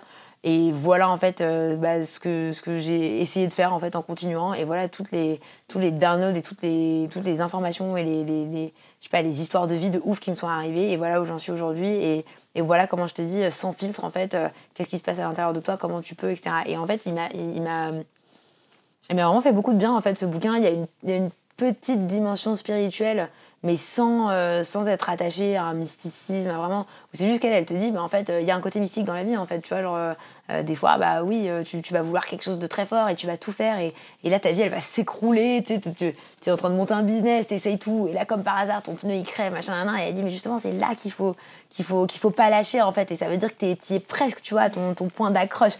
Et en fait, elle t'explique ça avec tellement de dérision, de what the fuck, tu vois, que tu la lis, et en fait, toi, tu te vois dans ces moments-là où tu te dis, mais attends, c'est pas possible, je suis en train de tout essayer de faire bien, il y a tout qui est contre moi. Et elle te dit, et c'est là la magie du truc, en fait, c'est que si tu continues, un moment, paf, tu vois, et là, d'un coup, tu passes sur ton autre phase, en fait. Et en fait, elle pose ces réalités-là qu'on a tous un peu vécues, tu vois, de manière comme ça, naturelle, et elle te les narre, et elle te les explique avec des exemples. Et ouais, ce bouquin-là, il est très cool. Et ensuite, pour l'arrêt de la clope, je pense qu'il doit exister en français, c'est un livre de Joe Dispenza qui s'appelle You Are the Placebo. Tu es ton propre placebo. Franchement, c'est une base à avoir en compréhension, je pense, de la manière dont on crée notre personnalité, qui elle-même influence notre réalité personnelle, ou sinon, à l'inverse, la manière dont notre réalité personnelle finit en fait par influencer notre personnalité si on ne pose pas d'efforts conscients là-dessus. Et je pense que, bien sûr, ce livre-là permet de changer et de guérir sur énormément de choses, et d'avoir une vraie compréhension que je trouve hyper intéressante du fonctionnement hormonal, chimique, tu vois, de la psycho-immunologie, la manière dont en fait ton cerveau va influencer ton état d'être et ta santé. Et je trouve particulièrement intéressant pour la clope, parce que la clope, c'est l'habitude par excellence, en fait. Et c'est l'habitude d'être toi. Tu es toi parce que, en partie, tu vois, t'es fumeur parce que t'as ce réflexe-là. Et lui qui parle vraiment de casser, en fait, l'habitude que t'as d'être toi-même, je pense que ça peut être assez pertinent, ouais, pour les gens qui ont envie d'arrêter la clope. C'est quoi le conseil le plus naze? Le conseil le plus naze, c'est t'as qu'à penser aux enfants en Afrique, ils ont pas de problème, il n'y a pas de tabac là-bas. J'avoue, c'est bien naze. Genre, ouh, si merde, ça m'a aggravé des quoi. Genre, Est-ce que t'as une anecdote what the fuck? Alors, c'est peut-être pas une anecdote what the fuck, mais c'est quand même une anecdote qui moi, me fait aujourd'hui un peu... et me dire genre, oh non, j'abuse et tout, c'est chaud. C'est qu'en fait, au moment où je suis partie vivre avec mon père, je crois que j'avais peut-être 13-14 ans. Et en fait, lui, c'était un grand fumeur. Et moi, j'avais vraiment ce lien d'adoration, en fait, tu vois, que je le trouvais génial et incroyable et que je l'aimais très fort et que j'ai jamais su lui dire parce qu'on est une famille où il y a beaucoup de pudeur, etc. Et en fait, donc lui, il fumait et moi, j'étais dans ce truc-là où en fait, j'arrêtais pas de lui dire genre non, mais il faut que t'arrêtes de fumer, genre comment tu peux dire que tu m'aimes alors que t'es en train de te tuer, toi. Et en fait, genre, je lui faisais la guerre, mais de ouf. Aujourd'hui, je suis là, mais comment il a fait pour pas me gifler, quoi? Genre, on était en train de conduire en voiture, tu vois, je prenais ses paquets de clopes, je les jetais sur l'autoroute, tu vois, genre, j'allais les jeter dans les toilettes et tout. Et en fait, genre, il était là, mais il disait, mais ma fille, arrête, tu vois. Et moi, j'allais genre, non, t'es en train de te tuer, moi je t'aime, je veux pas que tu meurs. Et en fait, aujourd'hui, j'y repense, je suis là, genre, oh mon Dieu, mais meuf. Et c'est rigolo parce que ouais, ça avait vraiment été aujourd'hui avec le recul, c'est que c'était un outil en fait, si tu veux, une excuse pour lui dire genre je t'aime, quoi, tu vois, genre que j'étais là genre je mène la guerre à tes clopes et tout, tu vois, c'était ouais, voilà. Tout ça pour aujourd'hui, venir sur un podcast expliquer à quel point j'aime fumer, tu vois, genre tada, bravo avec tes daddy issues, c'était trop fort. C'est clair. Putain, j'adore. Qu'est-ce que tu pourrais dire pour terminer, à ceux qui pourraient te dire ça va, l'apologie de la clope, ça se passe comment dans ce podcast? Ouais, franchement, j'entends. Après, tu fais rarement une apologie seule chez toi, en fait. Tu vois ce que je veux dire? Genre, à un moment donné, il y a une histoire de réception. Et moi, je le fais pas pour te trigger, parce que moi, je suis pas en train de faire l'apologie de la clope. Je suis en train de faire l'apologie de la complexité de mon travail sur moi-même pour essayer de trouver ma voie dans ce putain de monde addictogène, en fait, tu vois. Si tu penses que je suis en train de faire l'apologie de la clope, c'est que franchement, t'as rien compris, en fait, de ce que je suis en train de dire, tu vois. Parce que je suis juste en train de faire l'apologie de ma vulnérabilité et de ma force et de ma faiblesse d'être humaine qui, ouais, est attachée à un truc qui pue la merde et qui, pourtant, j'arrive pas à m'en empêcher. Et j'essaye de faire le cadeau, en fait, à mes proches de ne pas me montrer sous un jour de perfection, mais plutôt de dire, voilà, ouais, telle est ma réalité avec la clope et telle est la fiction que je me raconte à moi-même, parce que j'en suis bien consciente, qui fait qu'aujourd'hui, j'englobe ce truc-là de paillettes et d'un côté glamour, parce que je sais que pour l'instant, c'est la manière dont mon cerveau, il a décidé de me présenter l'histoire, tu vois. J'ai essayé justement d'aller un peu dans des trucs plus deep que juste de faire l'apologie de la clope. Donc, ouais, je comprends, mais par contre, telle n'est pas mon intention. Et si toutefois c'est quelque chose qui t'est désagréable, je m'en excuse et j'espère que tu pourras trouver un autre podcast qui fera l'apologie d'un truc que t'aimes, tu vois. Je pense qu'il pourrait dire effectivement que tu manques pas d'air de faire ce genre de discours. Et pour autant, je sais que tu manques pas d'air à un autre niveau. Bah donc, oui, c'est ça. Après, en même temps, c'est cohérent avec ma ligne éditoriale, tu vois. Alors, je vais pas m'inventer la meuf qui va pas te dire qui elle est et ce qu'elle pense, parce que c'est qui je suis, en fait. C'est si j'ai pas pris... Si je suis partie à la télé nationale à 20h pour aller dire ouais, il y a des gens qui fument des bédos tous les jours, ouais, il y a des gens qui prennent de la coke tous les week-ends alors qu'ils bossent dans des grandes boîtes, et ouais, il y a des mères de famille qui sont addictes à la bouffe et qui le cachent, ouais, j'ai fumé du crack et pourtant j'ai un cerveau, ouais, je fume et pourtant je bosse dans l'addiction. Enfin, après, moi, je reste cohérente à moi-même, en fait, tu vois, donc je peux comprendre que ce soit pas forcément habituel, mais par contre, moi, c'est ma vérité, en fait. Et, à aucun moment j'ai envie qu'elle choque ou qu'elle dérange. Par contre, à ceux à qui elle peut potentiellement faire écho ou nourrir leur réflexion, là, moi, j'ai tout gagné. Merci Ashley. J'espère que cette interview vous a plu. Vous trouverez toutes les informations complémentaires dans la description de l'épisode et tout ce qu'il faut pour s'abonner, liker, commenter, nous retrouver sur les réseaux et même prendre contact si vous voulez nous partager votre témoignage. Bisous à vos horribles cravings et autres impérieuses envies de fumer. Rendez-vous la semaine prochaine et d'ici là, bon sevrage.